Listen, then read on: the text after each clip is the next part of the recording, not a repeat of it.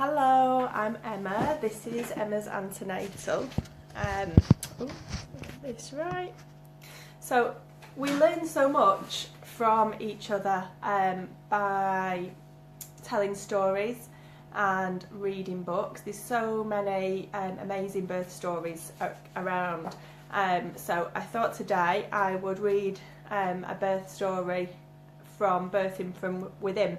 So this is an absolutely amazing book when it comes to preparing for birth. And it helps you to look inwards to see what it is that you need. We're so used to, as women, putting ourselves out for other people, and we do that, whether it's our bosses at work, our families, partners, and it is the one time that it's really, really important to listen to that inner voice. What is it that you need when you're labouring? So in this book there is a chapter on sharing birth stories. So I'm going to read the story of, it's Fina's story told by Paula. So this story was told to our class by Paula, who had grown up in Brazil. Fina, short for Josephina, was the family's maid during Paula's childhood.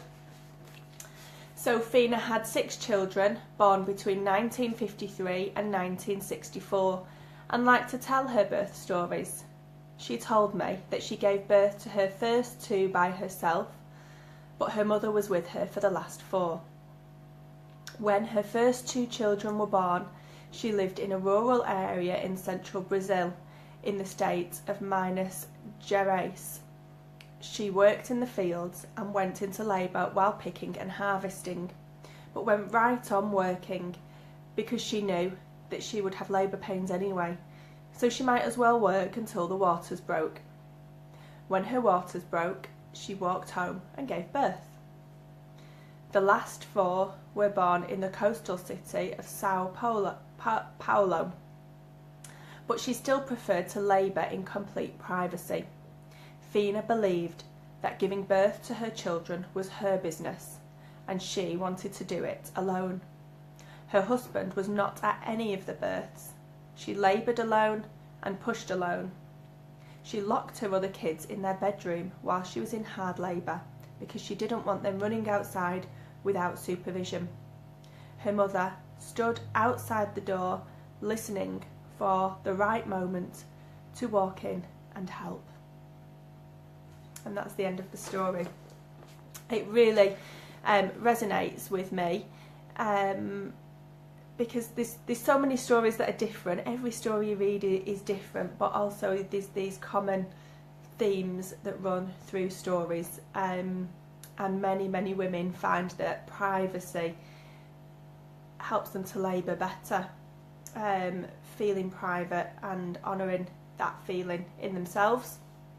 It resonates with me because in my first birth I thought it would be a good idea, after reading about other children around at the birth and how siblings can bond, and I had 2 stepchildren. I really wanted them to be able to bond with the baby, so we did a lot of preparation beforehand, watching home birth diaries, and my stepson was really keen to see baby be born, and when it actually came to it, it really impeded my labour.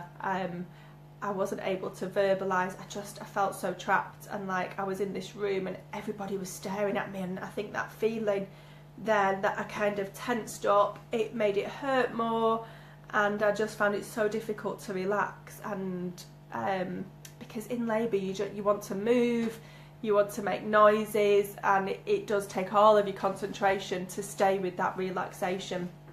All of the tools that I'd learned in yoga, the breathing, and it wasn't until my midwife said, "Why are you so tense?"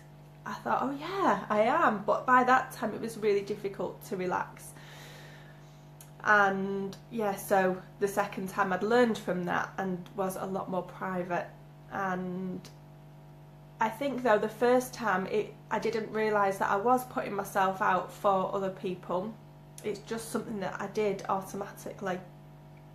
And it's one of the things at a pregnancy yoga class with any teacher and in my classes, that you learn to look inwards and honour your feelings.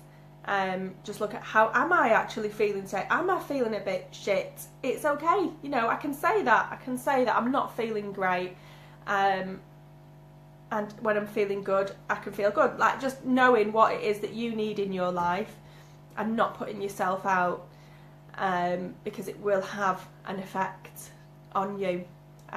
Having people in your space, and we know this really from birthing in hospitals, on busy wards where there's a lot of people coming and going from a room, that tends to make labours much longer, which is why in the birth centres it's dark lights, it's very private, there's not many people around, just that one midwife maybe popping in and out without making too much disturbance. So that's all I've got to say for today. Maybe I'll read another birth story out tomorrow for you. Hope you've enjoyed it. If you do want to book on to pregnancy yoga or any of my antenatal classes, you can check out my website, which is emmasantenatal.com. You can book on there and check out the dates, or just PM me and get in touch. Bye for now.